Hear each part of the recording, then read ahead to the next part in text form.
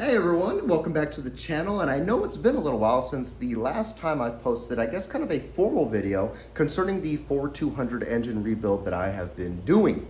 And I am happy to say that the motor and the transmission are now completely back into the Ranchero, and some of you may have noticed that I posted up a handful of shorts concerning it. We do have a video of it running, but we are currently at the making everything look nice phase of the rebuild, and also trying to get it drivable. So I wanted to go ahead and kind of just show you all what I have been doing, what I have been up to, and some of the things that I've done to try to make the motor, I guess, practically functional in the Ranchero. Now, nothing I'm showing today is how I ultimately want it to look at the end. Like I said, we're kind of trying to make everything look pretty, look nice under the hood, while at the same time kind of learning how to also at the same time make it functional. All right, now let's talk about a handful of things that I'm working on trying to make look pretty or look good. So I guess the biggest thing that you will notice is going to be that carburetor. So that is a Clifford Performance product. It's a kit that I bought from them. It came with a Weber 3838 and an adapter piece for that 1-barrel to 2-barrel carburetor setup.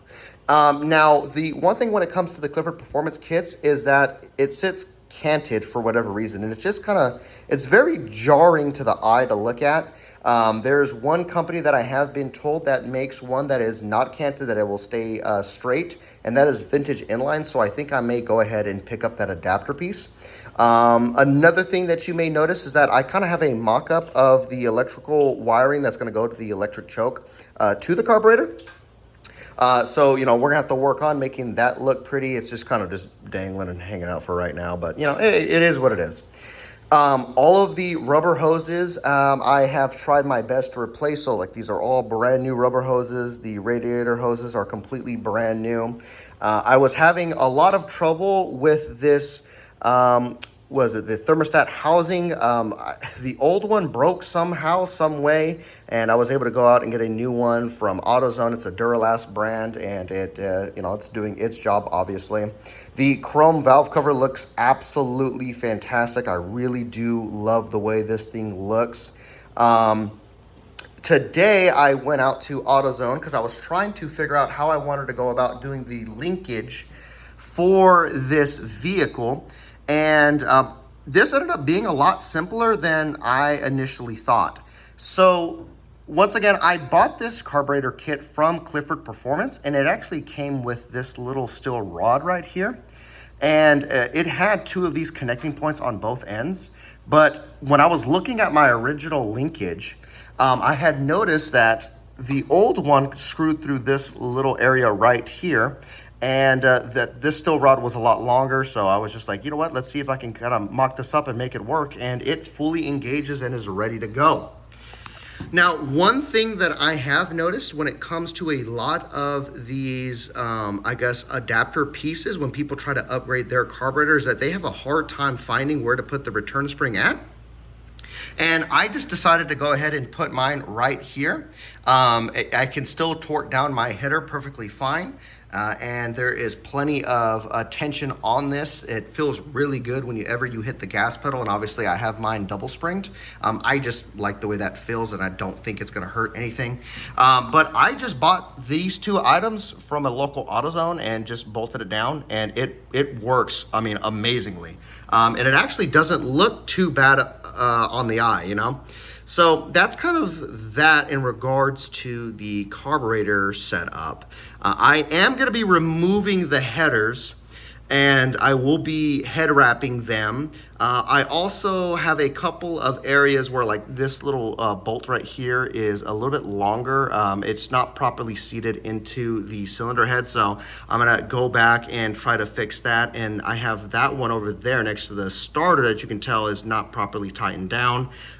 It's just, it is what it is. It's a very difficult spot to get.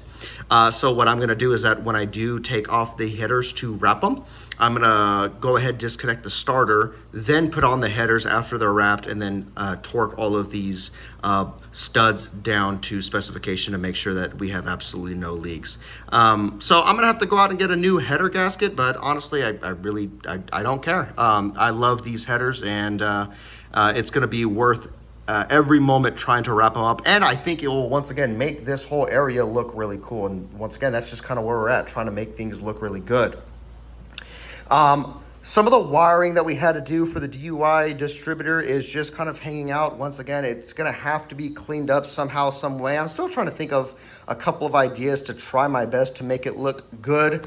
Another area of concern that I just really don't like is this mock-up fuel system that I have. So because we went with this carburetor kit, we have to have a fuel regulator. And honestly, with the way that the carburetor is canted, it makes doing still line a little bit more difficult, because it's odd angle after odd angle after odd angle. So I think what I'm gonna do is I'm probably gonna leave it like this just for a little while. It does work, but the moment I get the new adapter piece and everything is straight and true, then I will go ahead, go back and make some still lines. Once again, this is just a mock-up. I know it looks ugly, but it is what it is. Today, what I am doing today is I'm going through and I am fixing the ignition timing for this motor, because obviously we have a brand new distributor. We got a DUI distributor. I had these MSD spark plug wires laying around, and they work perfectly fine. As you can tell, I got them kind of zip tied to try to make them look a little bit cleaner, a little bit nicer. But this is just what I'm going to be using, just because, well, I just had it laying around. So, and you can tell I got the equipment out right now to try to solve our timing issues with this motor. If I recall correctly, and I'll look at the specifications, I need about 10 degrees advance with this DUI distributor. So once we get that, I'll go ahead and fully bolt down the distributor and we will be done. But other than that, that is pretty much all that I have been up to. I am on the lookout to try to solve my PVC issue there. You can see that I just have the hole empty over there on the back of the valve cover. But yeah, that's pretty much it. I will try to include a video of this engine running at the very end of this video, so stick around for that.